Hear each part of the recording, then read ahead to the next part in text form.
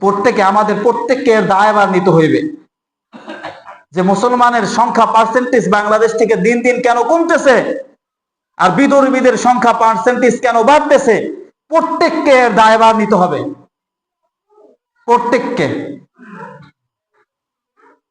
আমার কথা বুঝতে পারতেছেন ভাইয়েরা? কোথায় আছি, কোন রাষ্ট্রের মধ্যে আছি? আফসোসের বিষয় হলেও সত্য। রাজনৈতিক বিভিন্ন কাজের জন্য, চাই যে কোনো ধরনের রাজনৈতিক হোক, আপনি টাকা চান, ভুরি ভুরি টাকা হচ্ছে যে পড়বে ফান্ডে। ইসলাম ধর্মকে প্রচার করার জন্য কয় টাকা আমরা খরচ করতে পারছি আজকে? কয় টাকা খরচ করতে পারছি? অথচ আল্লাহ বলতেছেন ইন্না দীন ইনদাল্লাহিল ইসলাম, আল্লাহ তাআলার কাছে একমাত্র মনোনীত ধর্ম ইসলাম। আল্লাহর কাছে ইসলাম ছাড়া অন্য কোনো জিনিসের মূল্য নাই। যদি আল্লাহ তাআলার কাছে ইসলাম ছাড়া অন্য কোনো জিনিসের মূল্য থাকতো, তাহলে কিয়ামতের ময়দানে আল্লাহ তাআলা কাফের মুশরিকের অংশীদারিত্ব রাখতো।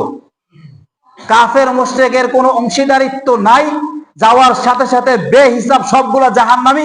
এর মানে বোঝা যায় রব্বুল আলামিনের কাছে অন্য কোন ধর্মের কোনো কি নাই, মূল্যায়ন নাই। অন্য কোন মতবাদেরও আল্লাহ তাআলার কাছে মূল্যায়ন নাই। একমাত্র আল্লাহর কাছে মূল্যায়ন হইল ইসলামী নীতি ও আদর্শের। কিসের বলেন না? ইসলামী নীতি ও আদর্শের।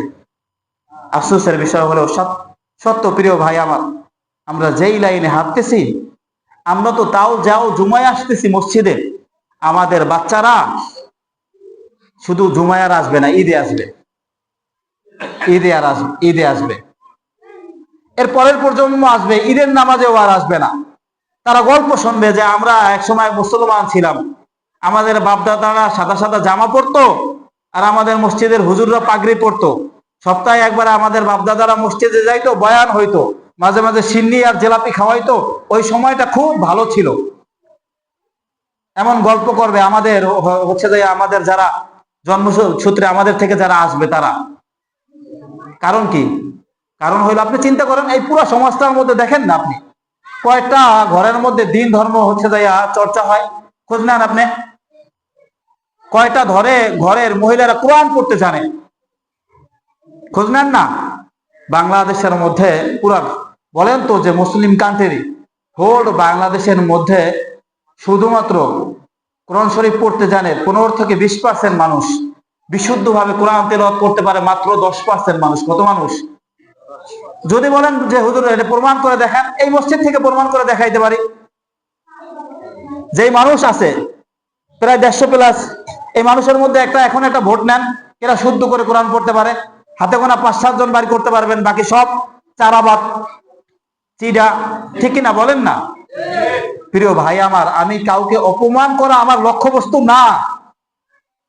আপনাকে হচ্ছে যে ক্রিটিসাইজ করা, কটাক্ষ করা, এটা আমার কিনা নীতি ও আদর্শও না, লক্ষ্যবস্তুও না।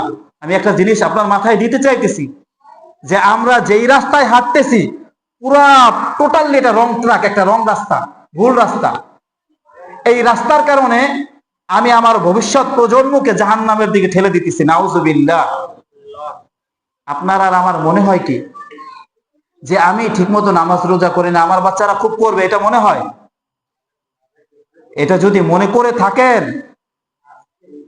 তাইলে হচ্ছে যে খুব ভুলের মধ্যে আছেন, একদম খুব ভুলের মধ্যে আছেন।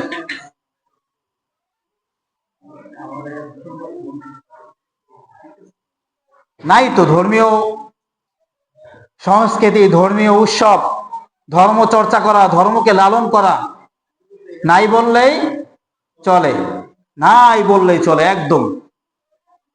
আপনি মনে করতেছেন কি যে গুটি মানে হাতে গোনা কিছু মাদ্রাসা আছে, কিছু মসজিদ আর মাঝে মাঝে কিছু ওয়াজ হয়, এর মাধ্যমে আমরা ধর্ম রক্ষা করতে পারতেছি?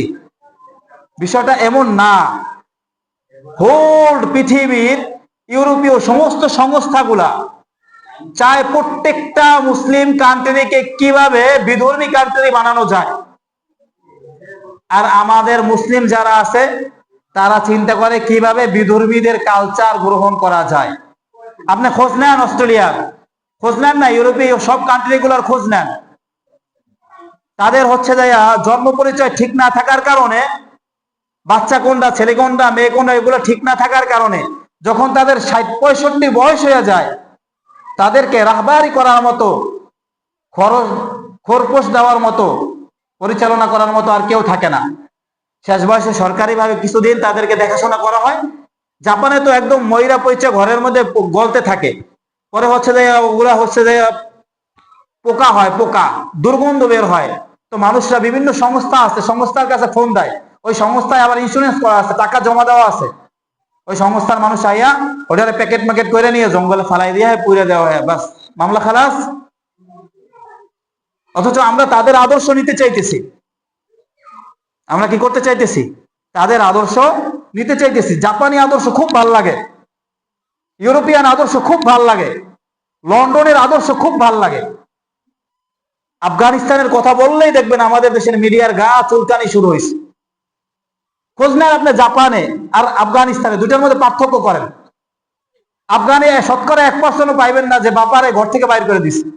জাপানে দেখবেন খোঁজেই রাখে না বাবা মা। প্রত্যেক ছেলে তার ক্যারিয়ার গড়ার জন্য আলাদা হয়ে যায় বাবা মার থেকে।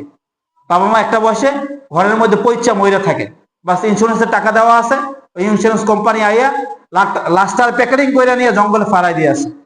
সেম কেস ইউরোপে। অথচ তাদের নীতি ও আদর্শ আমরা মোবাইলে দেখা, ওরে বাবা রে বাবা, হ্যাঁ কি রাস্তাঘাট, কি ঝাঁকানাকা বাতি, কত বড় বড় দালান বিল্ডিং, কিন্তু একটাও শতকরা 5%ও হচ্ছে যে আদর্শবান সন্তান নাই, সব জারজ সন্তান। সব কি কথা মান না, সব কি জারজদের নীতি ও আদর্শ গ্রহণ করার ক্ষেত্রে আমাদের লজ্জা লাগে না। মুহাম্মাদুর রাসূলুল্লাহ নীতি ও আদর্শ গ্রহণ করতে আমাদের কি লাগে? কন্যা লজ্জা লাগে। অথচ মুহাম্মাদুর রাসূলুল্লাহ কি মর্যাদা! আল্লাহ রাসূল সাল্লাল্লাহু আলাইহি ওয়াসাল্লামকে আল্লাহ তাআলা বলেন, ওয়ালা সাউফা ইউতিকা রাব্বুকা ফাতারদা, বন্ধু আমার, তোমাকে তোমার রব অচিরেই এত পরিমাণ দিবে যে তুমি খুশি হয়ে যাবা। তো আল্লাহ রাসূল সাল্লাল্লাহু আলাইহি ওয়াসাল্লাম প্রশ্ন করে নাই কি দিবেন। ময়দানে মাহশার কায়েম হয়ে যাওয়ার পরে, কিয়ামত কায়েম হয়ে যাওয়ার পরে আল্লাহ রাসূল সাল্লাল্লাহু আলাইহি ওয়াসাল্লামকে একটা জায়গা দিবে, জায়গার নাম হলো মাকামে মাহমুদ। ওই মাকামে মাহমুদের সামনে আরো বিভিন্ন 1,24,000 বা 2,24,000 পতাকা থাকবে। ওই পতাকার নিচে নিচে এক একজন নবী থাকবে, অন্য নবীরা, তাদের জন্য এত সম্মানিত আসন থাকবে না। এরপর আবার আমাদের উম্মতের মধ্যে যারা উলামা একরাম আছে তাদের জন্য আবার ওই জায়গায় চেয়ার থাকবে, মঞ্চ থাকবে। সবারটা শেষ হওয়ার পরে আল্লাহ রাসূল সাল্লাল্লাহু আলাইহি ওয়াসাল্লামের চক্ষু মোবারক দিয়ে ওই দিন পানি ঝরতে থাকবে। আল্লাহ রাসূল সিজদায় পড়ে যাবেন। তো আল্লাহ তাআলা ফেরেশতাদেরকে বলবেন, যাও বন্ধুর জন্য যে আমি স্পেশাল, তাফসীর তাবারির মধ্যে এই ঘটনা আছে, যাও আমি আমার বন্ধুর জন্য যে স্পেশাল 10টা জান্নাত বানাইছি, সব জান্নাত থেকে আলাদা এই 10টা জান্নাত দেখাই নিয়ে আসো। তো আল্লাহ রাসূল সাল্লাল্লাহু আলাইহি ওয়াসাল্লামকে সব জান্নাত দেখাই নিয়ে আসবে। সব জান্নাত দেখানোর পরে আল্লাহ রাসূলের চোখ থেকে পানি থামে না, কান্না থামে না। তো আল্লাহ তাআলা বলবেন, বন্ধু আমার, সব থেকে আলা মাকামের 10টা সর্বোচ্চ জান্নাত আপনাকে দিলাম, তারপর আপনি কি চান? তো ওই দিন আল্লাহ রাসূল বলবেন, উম্মতি। কি বলবেন? বলেন না, এখন কোন সুবহানাল্লাহ। তো যে এত নাজ ও নিয়ামত পাওয়ার পরে আপনারে ভুলে নাই, সে হইল আপনার প্রকৃত বন্ধু। যার ঘরে দীর্ঘ 1 মাস চূড়া জ্বলে নাই, সেই সময়ও যে আপনারে ভুলে নাই, উম্মতি করছে, সে হলো আপনার প্রকৃত বন্ধু। যে মুমূর্ষ অবস্থায় আল্লাহ জিজ্ঞাসা জিবরিলে পাঠাইয়া, বন্ধু এখন আসবেন না পরে আসবেন? এখন আসতে চাইতেছেন না আর কিছুদিন দুনিয়ায় থাকতে চান? আরো বলে দিচ্ছে, জিবরাইল সাবধান, আমার বন্ধু যেন কোনো বিন্দু পরিমাণ ব্যথাও না পায়। তো জিজ্ঞাসা করছে, বন্ধু এখন আসবেন নাকি পরে আসবেন? সেই আল্লাহর সাথে কথোপকথনের ওই মুহূর্তেও, শেষ মুহূর্তেও আল্লাহ রাসূল সাল্লাল্লাহু আলাইহি ওয়াসাল্লাম বলেন, উম্মতি, হে আমার উম্মতরা, as-সালাত as-সালাত, সাবধান, নামাজের হেফাজত কইরো, নামাজের হেফাজত কইরো। এখন যদি আমি বলি যে আমাকে আজকে একটু হাত জাগায় দেখান তো, কে কে আজকে ফজরের নামাজ পড়ছেন? কয় পার্সেন্ট মানুষ দেখাইতে পারবে বলেন না? কয় পার্সেন্ট মানুষ দেখাইতে পারবে? লজ্জা দেওয়া আমার উদ্দেশ্য না, আমি একটা বুঝ দিতে চাইতেছি মাথার মধ্যে। বাবা ইন্তেকাল করছে, ছেলেরা জানাজা দেয়, ফজরের পর জানাজা দিছে, জোহরের নামাজ বহুত ছেলে পড়ে না এদেশে, ঠিক কিনা বলেন না? জোহরে জানাজা দিছে, আসরের নামাজ বহুত ছেলে মেয়েরা পড়ে না। তো কি কানলো? আমাকে বুঝান আপনি। এটা কান্না না, এটা সম্পূর্ণ একটা বাহানা, এটা ঢং। আমি বলবো যদি কান্না আসতো তাহলে বাবার জন্য পরের ওয়াক্ত থেকে নামাজ পড়া প্রতি ওয়াক্তে দোয়া করতো, ঠিক কিনা বলেন? তো প্রতি ওয়াক্তে দোয়া করতে পারে নাই, ওই সামান্য একটু পরিমাণ কান্না আসছে, ওই কান্না তো আমাদের মেয়া বললে মাইন্ড করবেন? রাগ করবেন নাকি? অনেক সময় বিড়াল অ্যাক্সিডেন্ট হইলে, কুকুর অ্যাক্সিডেন্ট হইলে আমাদের মায়া লাগে না? অনেক মহিলা থাকে চোখ থেকে পানি পড়ে যায় না? ওটা তো ওই সময়ও হয়। পৃথিবীতে তো সামান্য মায়া মানুষের আল্লাহ দিয়েই দিছে। আরে ভাই, বাবার প্রতি প্রকৃত মায়া সন্তানের তখন প্রকাশ পাবে যখন বাবার ইন্তেকালের পরে সন্তান নামাজি হয়ে বাবার জন্য প্রতিদিন দোয়া করবে, রব্বির হামহুমা কামা রব্বায়ানি সগীরা, রব্বির হামহুমা কামা রব্বায়ানি সগীরা। হে আল্লাহ, আমার বাবা মা যেমনি ভাবে ছোটবেলা আমাদেরকে আদর করছে, মায়া করছে, মোহাব্বত করছে, আপনি তাকে কবরে সেমনি ভাবে আদর, মায়া, মোহাব্বত কইরেন। এইখানে আইসা মায়া প্রকাশ পাইবে। প্রিয় ভাই, আমার কথা আপনার ভালো না লাগতে পারে, কিন্তু আমি মস্তিষ্ক তৈরি করতে চাইতেছি। যদি বলেন যে আমার থেকে আপনি ঘটনা শুনবেন, আমি শোনানো শুরু করব, এখন শুরু করব, শুনাইতে থাকবো, রাত্র পার হয়ে যাবে, শেষ হইবে না। হাদিস এবং কোরআন থেকেই শুনাইতে পারবো, শেষ হবে না। কিন্তু আমার মূল মাকসাদ ওইটা না, আমি ব্রেন প্রস্তুত করতে চাইতেছি, মস্তিষ্ক তৈরি করতে চাইতেছি যে আমাদের কি হয়ে গেল, কিসের নেশা, কিসের আশায় আমরা আছি, কোন দুনিয়া নিয়ে আসি। দুনিয়ার তর্জমা জানেন? দুনিয়ার সহজ তর্জমা, তাফসীর দেখলে বুঝবেন। দুনিয়া তর্জমা হইলো দুনিয়া শুধু আপনার থেকে নেবে। দুনিয়ার অর্থ কি? দুনিয়া শুধুমাত্র নিবে। দুনিয়া কোশ্চিন কালেও কারোর কিছু দিতে পারে নাই।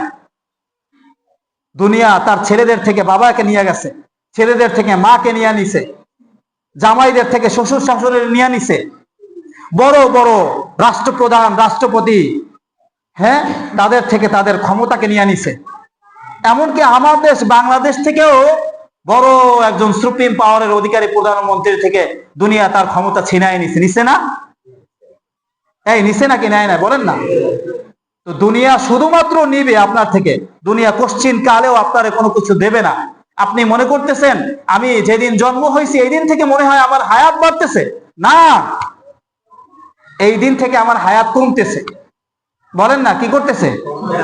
কমতেছে, মানে দুনিয়া নিতেছে। দুনিয়া আপনার থেকে নেবে, শুধুমাত্র নেবে, এটাই দুনিয়ার অর্থ। এখন আফসোসের বিষয় হলেও সত্য, আমরা তো মুমিন মুসলমান, দুনিয়া আমাদের থেকে নেয় আর আমরাও বোকার মতো দুনিয়াকে শুধু দিয়েই যাইতেছি। দুনিয়া থেকে আমরা আর কিছু নিতে পারলাম না। অথচ আমাদের ওলিয়া উলিয়ারা বলেন আদ-দুনিয়া মাসরাতুল আখিরা, দুনিয়া হইল আখিরাত কামাইয়ের স্থান। দুনিয়া কি? আখিরাত কামাইয়ের স্থান। প্রিয় ভাই আমার, পায়ে হাত দিয়া বলতেছি, দুনিয়া থেকে আপনি আপনার আখিরাতকে কামাই করে নেন, দুনিয়ায় বসে আপনি আপনার জান্নাতকে কামাই করে নেন। সম্ভব না? কথা বলেন না কেন? সম্ভব না? টপ 10 বলা হয় আশারায়ে মুবাশশারা, আল্লাহ রাসূলের 10 সাহাবী দুনিয়ায় বসে জান্নাতের সুসংবাদ পাইছে না? তো তারা যদি পায়, আপনি আর আমার পাওয়ার সম্ভাবনা আছে না? 100 বার সম্ভাবনা আছে। উদাহরণ দিলে বুঝবেন কেমনে সম্ভাবনা আছে। বাদশাহ হারুনুর রশিদ রহমাতুল্লাহি আলাইহি, উনি ওনার খেলাফতকালে, ওনার রাজত্বকালে উনি চিন্তা করলেন যে আমি একা একটা মসজিদ নির্মাণ করব, যে মসজিদে অন্য কেউ টাকা পয়সা দিতে পারবে না, আমি একা একটা মসজিদ নির্মাণ করব। বাদশাহ হারুনুর রশিদ মন্ত্রী পরিষদের সভাসদে এই ঘোষণা দিয়ে দিলেন যে বাদশাহ হারুনুর রশিদ একা একটা মসজিদ নির্মাণ করবে। এই মসজিদে রাজ্যের কেউ আর টাকা পয়সা দিতে পারবে না, অংশগ্রহণ করতে পারবে না, বড় চমৎকার সুন্দর এক মসজিদ বানাইবে, তোমরা শুধু ইবাদত করবে এখানে গিয়া। তো বাদশাহ হারুনুর রশিদের মসজিদ বানানো শেষ। একদা বাদশাহ হারুনুর রশিদ ঘুমের মধ্যে স্বপ্নে দেখতেছে যে ফেরেশতারা তাকে নিয়ে গেছে জান্নাতে, যে হারুনুর রশিদ, তুমি তো জান্নাত বানাইছো, দুনিয়ায় বসে একটা ঘর বানাইছো আল্লাহর জন্য, আল্লাহ তোমার জন্য জান্নাতে একটা ঘর বানাইছে, চলো ওই ঘরটা একটু দেখবা। তো বাদশাহ হারুনুর রশিদকে ওই ঘর দেখতে নিয়ে গেছে। বাদশাহ হারুনুর রশিদ দেখছে, খুব ভালো লাগছে, বের হইতেই মনে চায় না, বের হইতেই মনে চায় না। তো ফেরেশতারা টানাটানি করে নিয়ে আসছে। আসার পথে দেখে কি তার ঘরের পাশে কি আরো একটা সুন্দর সেম অমন আরেকটা ঘর, অমন আরেকটা বালাখানা। এখন বাদশাহ হারুনুর রশিদ বলতেছে যে ফেরেশতা, প্রিয় ভাইরা আমার, আমি তো না হয় দুনিয়াতে একটা মসজিদ বানাইছি, এজন্য আল্লাহ আমারে আখেরাতে একটা ঘর বানাই দিছে। ওসমান ইবনে আফফান থেকে হাদিস আছে বুখারী শরীফের 450 নম্বর হাদিস। আল্লাহ রসুল বলেন, ওসমান ইবনে আফফান বলেন, সামি'তু রাসূলুল্লাহ সাল্লাল্লাহু আলাইহি ওয়াসাল্লাম ইয়াকুল, আমি শুনেছি আল্লাহর নবী সাল্লাল্লাহু আলাইহি ওয়াসাল্লাম বলেছেন, মান বানা মসজিদান, যে ব্যক্তি একটা মসজিদ বানাইবে, বানাল্লাহু বাইতান ফিল জান্নাহ, আল্লাহ তাআলা জান্নাতে তার জন্য একটা ঘর বানাইবে। তো আমি তো বুঝলাম যে আমি দুনিয়ায় একটা মসজিদ বানাইছে, এজন্য জান্নাতে আল্লাহ আমার জন্য ঘর বানাইছে। কিন্তু আমার সেম সেম ঘর আরেকটা মানুষ পাইলো, ইনিকে? ফেরেশতারা বলতেছে যে এ হইল তোমার রাজমিস্ত্রি আহমাদের। কি কয়? তোমার রাজমিস্ত্রি আহমাদের। এখন বাদশাহ হারুন রশিদ চিন্তা পড়ে গেছে যে আমার রাজমিস্ত্রি আবার কি এমন আমল করলো যার কারণে জান্নাতে একটা ঘর পাইলো, আমার জানতেই হইবে। এটা কৌতূহলী হয়ে গেছে বাদশাহ। তো ওনার রাজমিস্ত্রি খবর দিছে, প্রথমে মেহমানদারি করাইছে। মেহমানদারি করাইয়া বলতেছে, ভাই আহমাদ, আমি না হয় একটা মসজিদ বানাইয়া জান্নাতে ঘর পাইছি, তুমি কি এমন আমল করলা যে তোমাকেও, তোমার ঘর, তোমার বাড়িও জান্নাতে দেখে আসলাম? তো আহমাদ কান্না করতে করতে বলতেছে যে প্রিয় বাদশাহ আমাদের, আপনি যখন ঘোষণা দিছেন আমাদের মনের মধ্যে তো ব্যথা লাগছিল যে আপনি তো, আপনার টাকা পয়সা আছে, আপনি বাদশাহ, আপনি একটা মসজিদ বানাইয়া ফেলাইতে পারবেন, আপনার টাকার অভাব নাই। কিন্তু আমরা তো গরিব মানুষ, রাজমিস্ত্রি মানুষ, দিন মজুর, খেটে খাই, আমরা একটা মসজিদ কিভাবে বানাবো? আমাদের জন্য মনে হয় আর জান্নাতে ঘর তৈরি হইবে না। তো এই চিন্তা নিয়ে আমার মাথায় আমি ঘুরতেছিলাম কয়েকদিন পর্যন্ত। হঠাৎ করে আমি আমার পূর্বপুরুষদের জমি খনন করছি, আপনি আপনার মসজিদের জন্য যেই ধরনের, যেই মানের পাথর কিনছেন, ওরকম 3-4টা পাথর পাইছি। আমি রাতের অন্ধকারে আমার পাথরগুলোকে আপনার পাথরের সাথে আইনা মিশাইয়া দিছি, আর আল্লাহর কাছে 2 হাত তুলে দোয়া বলছি, আয় পরওয়ারদিগার রব্বুল আলামিন, তুমি আমার এই 3টা পাথরকে কবুল কইরা নিও। সম্ভবত আল্লাহ তাআলা আমার এই 3 পাথরের বিনিময়ে আল্লাহ তাআলা মসজিদে জান্নাতে কি দিয়ে দিছে? আমার ঘর দিয়া দিছে। মোলাক্খাস, মূল বিষয় বুঝাইতে চাইছি আমি যে মসজিদ কেউ যদি একটা বালির কণা দেয়, হাদিসের সারমর্ম অনুযায়ী বোঝা যায়, তাহলে আল্লাহ তাআলা তার জন্য জান্নাতে ঘর বানাইবে। হাদিস এটা প্রমাণ করে। তো মুহতারাম হাজিরিন, 1 নাম্বার মসজিদ ভিত্তিক সমাজ বিনির্মাণ। মসজিদ ভিত্তিক সমাজ বিনির্মাণের ক্ষেত্রে মসজিদের যত কর্মকাণ্ড আছে সব কর্মকাণ্ডে আমাদের জড়াইতে হইবে। 2 নাম্বার, আমাদের সমাজের মসজিদগুলোকে সুন্দর করতে হইবে এবং টুকিটাকি যেই কাজগুলো বাকি আছে, ঝুলে আছে, প্রত্যেক সমাজের যে যেখান থেকে এখানে আসছেন সব কাজগুলো মসজিদের সমাধা করতে হইবে, পুরোপুরি করতে হইবে। 2 নাম্বার বিষয়। 3 নাম্বার বিষয়, মসজিদের ইমাম, মুয়াজ্জিন আপনাদের কারোর আচরণে যেন কষ্ট না পায়, এটা খেয়াল রাখতে হবে। কারণ মনে রাখবেন, আপনার মসজিদের ইমাম আপনাদের কারোর চাকরি করে না, কারোর গোলামি করে না, সে গোলামি করে একমাত্র কার? আল্লাহ তাআলার গোলামি করে। আপনারাও আল্লাহর গোলামি করেন, আমরা সবাই আল্লাহর গোলামি করি, কিন্তু একজন হচ্ছে সনদপ্রাপ্ত আল্লাহর গোলাম। ইমাম সাহেব কি বলেন না? সনদপ্রাপ্ত আল্লাহর গোলাম। তো সনদপ্রাপ্ত গোলামের সাথে কোশ্চিন কালেও বেয়াদবি করা চলবে না। যদি আপনার থেকে কখনো মসজিদের ইমামের সাথে খারাপ আচরণ হয়ে যায়, তাহলে বুঝবেন আপনার কপাল পোড়া শুরু হয়ে গেছে। বুঝাইতে পারছি আমার কথা? আলহামদুলিল্লাহ আমাদের এই সমাজ খুব ভালো, এটা হচ্ছে যে বলতে হয়, আজকে বললাম সবার সম্মুখেই, খুব ভালো আলহামদুলিল্লাহ। এই দৃষ্টিকোণ থেকে তাদের আচরণ, কথাবার্তার মাধুর্যতা, ইমামের কদর যথেষ্ট পরিমাণ করে, আলহামদুলিল্লাহ। আমি খুশি, আমি দোয়া করি আল্লাহ তাআলা এই সমাজকে আরো উন্নত করার তৌফিক দান করুক এবং মসজিদের যে যাবতীয় কাজগুলো আছে এগুলো পুরা করার তৌফিক দান করুক। পুরা মূল মোলাক্খাস কথা যতটুকু বয়ান করছি, যারা পরে আসছেন তাদের জন্য বলে দেই, আমাদের আজকের আলোচনা শুরু হয়েছে যে আল্লাহ বলছেন তোমাদের মধ্য থেকে কিছু মানুষ এমন প্রস্তুত হও যারা হচ্ছে আল্লাহর দিকে মানুষকে আহ্বান করবা, সৎ কাজের আদেশ দিবা, অসৎ কাজের নিষেধ করবা। যদি এটা করতে পারো তাহলে তোমরা সফল কাম হবা। এরপর আমি বলছি যে 1991 সালে বাংলাদেশের মধ্যে খ্রিস্টানদের সংখ্যা ছিল মাত্র 50,000, অথচ 2025-এ বাংলাদেশে খ্রিস্টানদের সংখ্যা হইল 2 কোটি প্লাস। কয় কোটি প্লাস? এটা আমাদের গাফলাতি, আমরা ইসলাম ধর্ম প্রচার করি না বিদায় তারা তাদের ধর্ম প্রচার করে আগায় যাইতেছে। 3 নাম্বার যে বিষয়টা বলছিলাম, মসজিদ ভিত্তিক সমাজ বিনির্মাণ না হওয়ার কারণে এলেম আমল না থাকার কারণে আমাদের রাষ্ট্রের মধ্যে, আমাদের সমাজের মধ্যে, আমাদের রাষ্ট্রে এই বাংলায় প্রতি 30 সেকেন্ডে একটা জারজ সন্তানের পয়দা হয়, প্রতি 3 মিনিটে একটা ডিভোর্স হয়। কয় মিনিটে? প্রতি 3 মিনিটে একটা ডিভোর্স হয়। লাইসেন্সধারী হচ্ছে যাইয়া পল্লীতে যারা থাকে যৌনকর্মী, তারা হইল 80,000, 80 লক্ষ। কত লক্ষ? আর সমকামী আছে 1 লক্ষ। কত লক্ষ? লাইসেন্সধারী। লাইসেন্সের বাইরে যা আছে বাদ। এই যে 1 লক্ষ সমকামী, এরা আবার সব ভাতা পায়। এই কিছুদিন আগে যে ভূমিকম্প হইল না, এই আলাপ পাইছিলেন আপনারা? এই ভূমিকম্প হয়েছে এই যে সমকামিতা এবং জেনার কারণে। কিসের কারণে? সমকামিতা এবং জেনার কারণে। বুঝতে পারছেন? এটা বাড়তে থাকবে আর ভূমিকম্পও বাড়তে থাকবে। বাস। তো আপনারা যত চান্স দিবেন এদেরকে, যত সুযোগ দিবেন, তত সমাজ আস্তে আস্তে ধ্বংসের দিকে হবে, দেশ পড়ে যাইবে। দেশটা তো হেফাজত, বাংলাদেশের বিল্ডিং এত নড়বড়ে, এত নড়বড়ে, এত অন্টতে পড়ার কথা, যেই পরিমাণ যেই ধরনের ভূমিকম্প হয়েছে, কিন্তু পড়লো না কেন? এদেশে আল্লাহ আল্লাহ আল্লাহ বলনেওয়ালা বহুত মানুষ আছে। প্রতিটা হেফজখানা প্রতিদিন তাহাজ্জুদে ওঠে, এই কারণে আল্লাহ হেফাজত করে দেয়, বাঁচায় দেয়।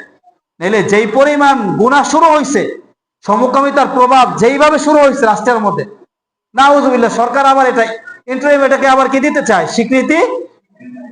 ইউসুফ সরকার আবার কি দিতে চায়? এটারে স্বীকৃতি দিতে চায়। বুঝতেছেন কথা? আপনারা এগুলো বুঝতে কষ্ট হয়, ওই গল্প আর ঘটনা ভালো বুঝেন, আজীবন শুনছেন ওগুলা। ইউসুফ জুলেখার ঘটনা শুনে সকালে উঠে জিগায় যে জুলেখা ছেলে না মেয়ে? কি জিগায়? জুলেখা ছেলে না মেয়ে? ওইগুলা বাদ দেন, ওই আলোচনা শোনা বাদ দেন, ওই বক্তাদের বয়ান শোনাও বাদ দেন। কোনো ফায়দা নাই, তো 2 টাকার কোনো ফায়দা নাই, কাংশকেই হইল। তো কি তথ্য পাইলেন? 1991-তে যেখানে বাংলার ভূমিতে খ্রিস্টান ছিল মাত্র 50,000, সেখানে আজ 2025-এ খ্রিস্টানদের সংখ্যা 2 কোটি। গাফলাতি কাদের? আমাদের গাফলাতি। নিজের ধর্মকে প্রচার করেন, প্রসার করেন। আপনার ইমো, আপনার হোয়াটসঅ্যাপ, আপনার ভাইবার, আপনার মেসেঞ্জার যেন ধর্ম প্রচারের একটা মাধ্যম হয়ে যায়। পারা যাবে ভাইরা আমার? প্রতিদিন একটা হাদিস ছাড়বেন, প্রতিদিন রাসূলের একটা বাণী ছাড়বেন, প্রতিদিন রাসূলের জীবনের ছোট্ট একটা ঘটনা ছাড়বেন, তাইলে দিন দিন, ডে বাই ডে ইসলাম প্রচার হইবে। আল্লাহ তাআলা তৌফিক দান করুন। সর্বোপরি একটা কথা বলি, আমাদের বাজারে যত নাপিত থাকে, যে নাপিতদেরকে শুদ্ধ ভাষায় বলে নর সুন্দর। কি কয়? নর সুন্দর।